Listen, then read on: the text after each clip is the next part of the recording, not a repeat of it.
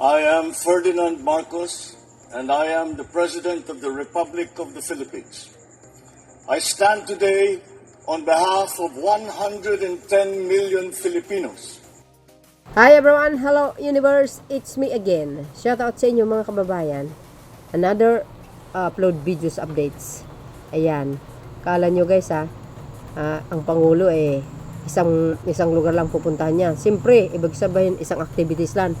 Ang kanyang ginagawa sa buong maghapon ay mali kayo guys O ayan na naman, another activities. Saan ba yan? O ito yung mga highlights kasama si Secretary Laurel. Saan kaya ito? Uy, mais. Sana all. Sarap ng mais. Uy, bigas. Wow. Oh my gosh. Ang fresh naman ng mga gulay. OMGs. Wow. Ayan Ganon ang Pangulo. Talaga namang kinakausap. Mano-mano ang ating mga kababayan. Alam nyo guys, pag kinausap kayo ng Pangulo, samantalahin nyo, magsumbong kayo yung pangangailangan nyo. Oo, ay na. Halimbawa, walang ilaw dyan sa barangay nyo. Ay, sabihin nyo sa Pangulo, ora mismo yan. Kausapin nyo yung barangay captain o yung mayor. Magpalagay ka ng ilaw. Nagre-reklamo yung constituent mo. Ayan, tuwang-tuwa sila. Nakita ang Pangulo. Oh my gosh. Akala nyo Duterte lang sa Mindanao. Nagkamali kayo. Lalo na ngayon nakikita nila kung gaano ka-hands-on tumulong ang Pangulo. Siyempre, lalo nila mamahalin yan. Sarap naman yan mga gulay guys. Fresh na fresh. Ayan ang Pangulo. See? Inalam talaga ang mga pangangailangan ng mga kababayan natin. Galing talaga. Basahin natin guys Sabi dito ng PCO, pinalakas ng kabuhayan para sa mga magsasaka at food security sa Pilipinas. Bilang bahagi ng whole of government approach laban sa gutom at kahirapan, pinalalawak ng pamahalaan ang DSWD,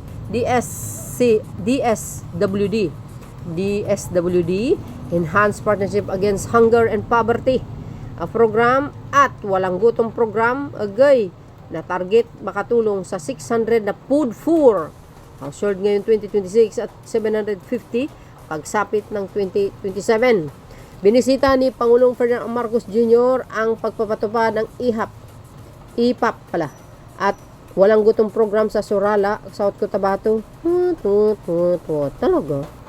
Oh my gosh, may walang gutom program pala doon guys Ang alam ko, susunod yung Zamboanga lalagyan ulit siya doon. Kung saan, 7,728 beneficiaryo ng walang gutom program sa lalugan ng kabilang mga nakikinabang sa farm table partnership ng DA at ang DSWD na direktang naugnay sa ani ng mga lokal na magsasaka sa mga pamilihang nangangailangan. Wow. Mula sa mas tiyak na pamilihan para sa mga magsasaka hanggang sa mas sustansyang pagkain para sa mga pamilyang nangangailangan, patuloy na isinulong ang administrasyon ang isang bagong Pilipinas na may mas matatag na food security at mas maunlad na kabuhayan. Wow na wow. Saan kayo makikita niyan guys? Biro nyo. Wow, sa pala to? South Cotabato, sa may Surala. May walang gutom program pala dyan. Galing. Alam mo guys, ito si Secretary Gatchalian, pakasipag talaga ito, sa totoo lang. The best secretary din. Oo, nangunguna sa survey kaya yan.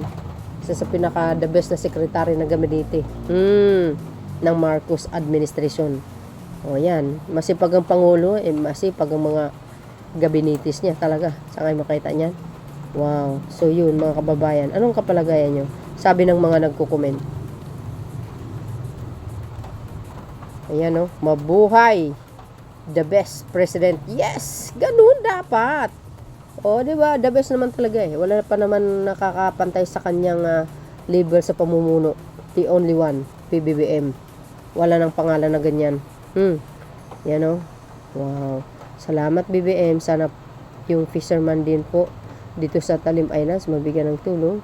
Napakahirap na po ang pamumuhay dito simula ng isara ang napindan at pagkuhaan ng tubig ng Manila Water. Oh, wala na pong mahuli at di na lumaki ang isda. Oh my gosh. Ano nangyari sa mga isda? Pumapandak na ba? Sabay ganun na. Joke lang yun guys. Oh, ayun. Dapat yan, mga kababayan. Ang pinakamagandang gawin dyan, idulog nyo, no? Sa DSWD. O kaya sa sa NAIA, no?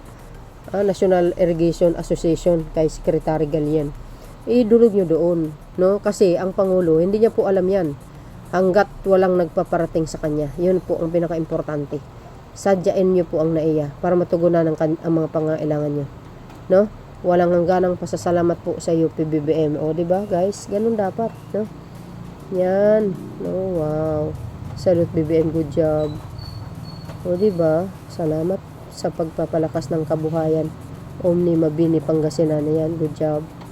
Yo, what a great president. Yes. As always. Wala nang iba. Ayan. The best president ever. Sa totoo lang, magalit kayo man magalit sa kanya, ay maraming nagmamahal po dyan. At hindi makilimutan ang kanyang mga kawanggawa na talagang mga magagandang programa, projects, lahat-lahat. Yan ang Pangulo, tahimik. Walang pakialam sa mga nagbaba sa kanya. The best talaga. Hindi lang po the best sa pamamalakad or pamumuno bilang Pangulo ng Pilipinas. The best sa ugali. My gosh. Ayan, no? Dapat ganyan, no? Magiging role model ng mga Pilipino. Na ang Pangulo ng Pilipinas nakangiti, mabait, hindi pala away. Di ba?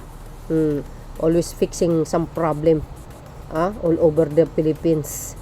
Ibig sabihin, unfinished project ng past admin na hanggang poste lang. Tapos siya ang nagtutuloy lahat. Naku! Saludo kami kay Pangulong Marcos Jr. talaga. Hindi ka namin makakalimutan. Lalo na po sa mga gabinitis niya ang sisipag. So, nakaka-amaze talaga. Thank you guys for watching. Yan po ang isa sa mga activities ng Pangulo sa South Cotabato ngayong araw. June 25 pala, 2026. Thank you. O, yan pa mga best. Yan pa mga kababayan, mas malaking kita para sa magsasaka, mas masustansyang pagkain para sa pamilya. Wow. Biro mo yun. Gobyerno na talagang bumibili, para sa walang gutom program. Di kinaloka. Ayan kanina guys, no? Dagdag natin. Yan, ang Pangulo talaga naman. Napaka hands-on niya talaga, no? So, shout out sa mga taga South Cotabato, Sultan Kudarat. Ayan, Cotabato, kompleto. So, yun mga kababayan, ang aking pinaka-latest update. Thank you guys for watching. Abangan ng Pangulo sa mga lugar nyo. Bye and baboos. Follow me and likes. Bye everyone. God bless Philippines. There's more.